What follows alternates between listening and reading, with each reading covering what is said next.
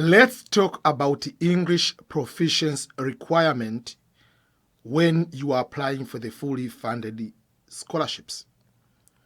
One among the things which are required in most of the scholarships is to make sure that you meet the English proficiency requirement. I know you are one among the people who have studied and used English language as the medium of instruction. But remember, English language is not your native language.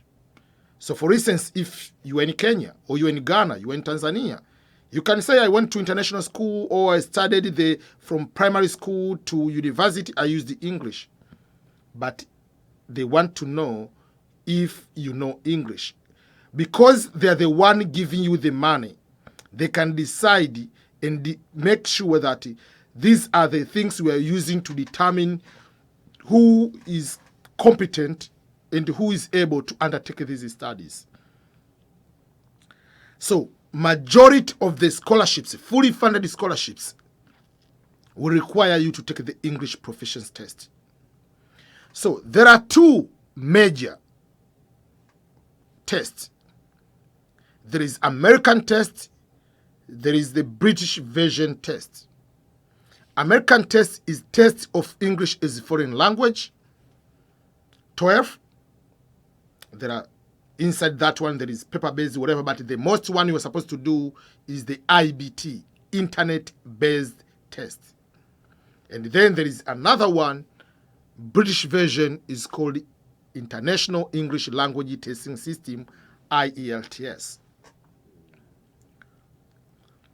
It's expensive to take this test because the 12th exam is about $215. And if you are going to take the British version, it is about $300 US. It doesn't matter whether you are going to study in England or UK in general or in America or any country. They are widely accepted either way. So you can take the 12th but still go to study in England. You can take the IELTS and still study in the US or any other country.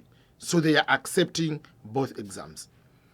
These exams, I want you to understand, they are not going to test your intelligence. These exams are proficiency, are going to test you, your ability or understanding of the English part.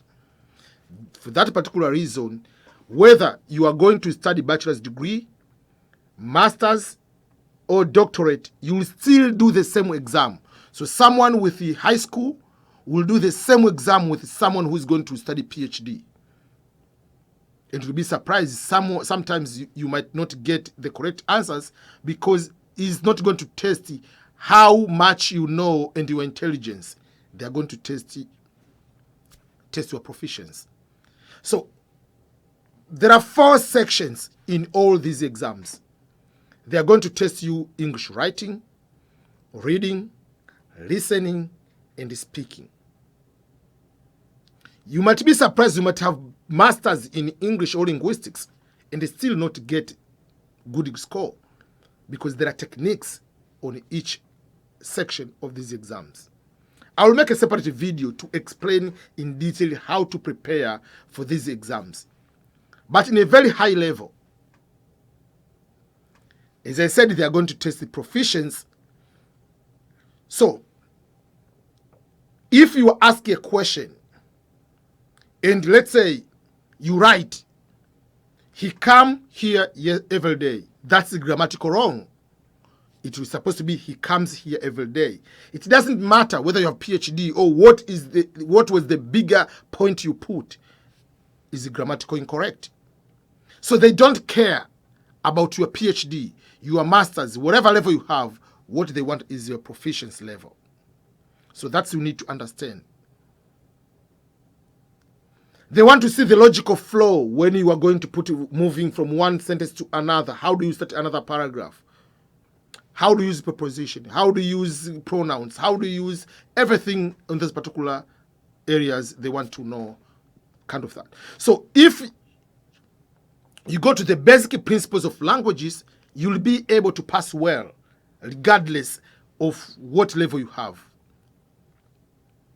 You have to practice a lot. Majority of us don't have the tradition or the behavior of reading so fast. We are reading textbook in our comfort home or in school, but we don't get used to reading comprehension fast and answer the question right away. And all the questions are multiple choice, exception of the writing. If it's just sometimes you have to write something or it's multiple choice, sometimes it's very confusing. So you have to practice a lot. Again, majority of us, even if we know English, let's say if you don't live in a country which the native is English speaking, you can speak English, but you speak English with the people of your own accent. You are in Kenya. You speak English very well, but you are used to hear Kenyan accent or African accent or British accent.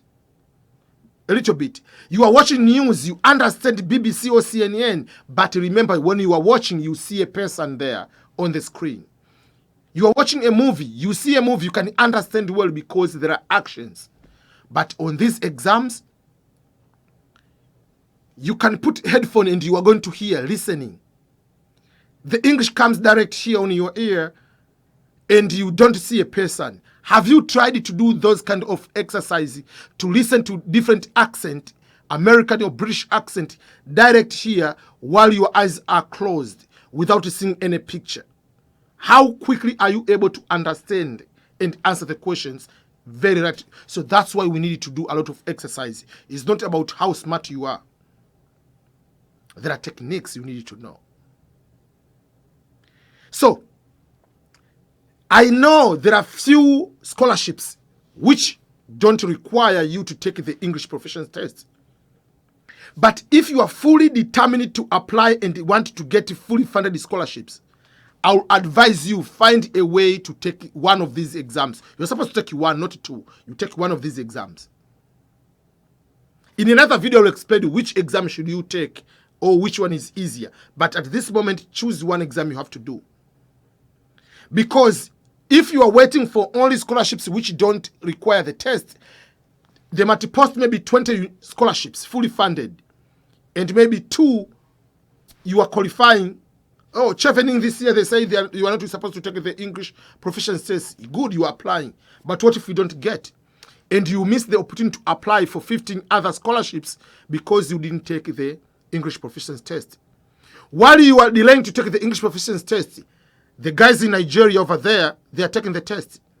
People in India, they are taking the test. People in China, they are taking the test. People in Nepal are taking the test. People in Saudi Arabia are taking the test. So it's you who doesn't take the test, while others are taking. So they will beat you, and they are going to get the scholarships, and you will end up complaining, saying that these scholarships are favoritism to some other people. But did you meet the qualification, my friend? No.